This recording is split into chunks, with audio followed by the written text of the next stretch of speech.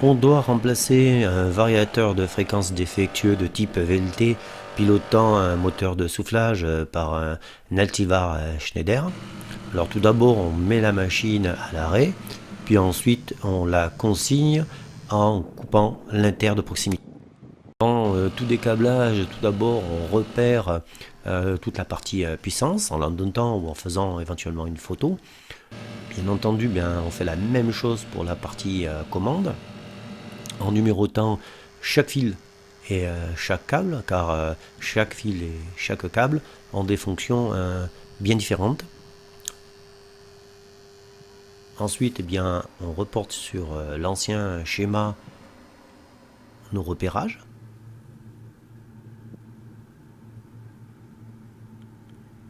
Et puis il ne reste plus qu'à décabler.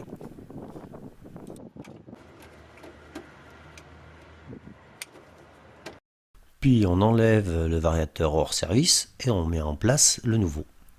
Alors une fois que le variateur est mis en place, il ne reste plus qu'à raccorder le nouveau variateur conformément au repérage que l'on a fait tout à l'heure. Alors pour la puissance, c'est simple, puisque ici l'alimentation du variateur se branche en L1, L2, L3. La terre aussi, ne pas l'oublier. Ensuite, le moteur de ventilation, lui, se raccorde en U, V et W, toujours la terre, bien entendu. Sachant que ce câble est un câble normalement LYCY, c'est-à-dire c'est un fil ou un câble plutôt tressé blindé. Donc il a une tresse qu'il faut elle aussi raccorder à la terre. Il y a souvent un raccordement prévu sur les variateurs de fréquence. Alors ceci simplement pour éviter toute perturbation qui pourrait gêner le fonctionnement du variateur.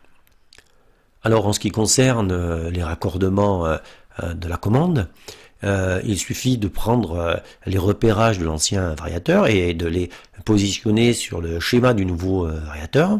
Alors ici, donc on a en 1 et 2, on a le contact de défaut qui informe l'automate que le variateur est en défaut.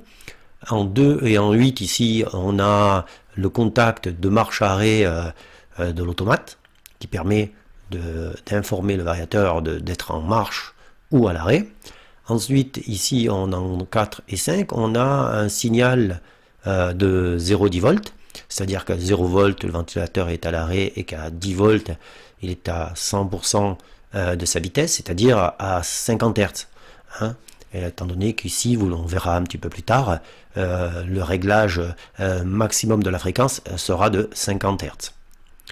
Alors, ce signal de 0,10 volts nous est envoyé par l'automate via un pressostat d'air différentiel électronique qui permet de mesurer entre deux points une delta P et qui permet d'adapter la vitesse, donc la fréquence du moteur.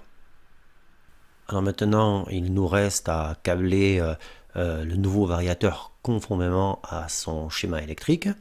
Ensuite, on va ouvrir le compartiment ventilation pour pouvoir avoir accès à la plaque à bande du moteur afin de rentrer tous les renseignements qu'il faut pour paramétrer le nouveau variateur, c'est-à-dire la tension d'alimentation, sa fréquence, son nombre de tours minutes, sa puissance en kW, son cosinus phi et bien entendu son intensité.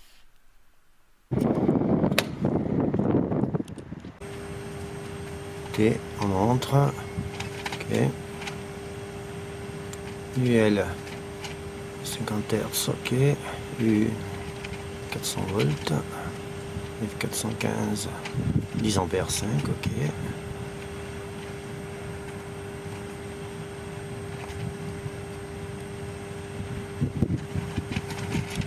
Alors là, on remet en route la ventilation pour vérifier le sens de rotation. Ensuite, on arrête et on referme le compartiment ventilation.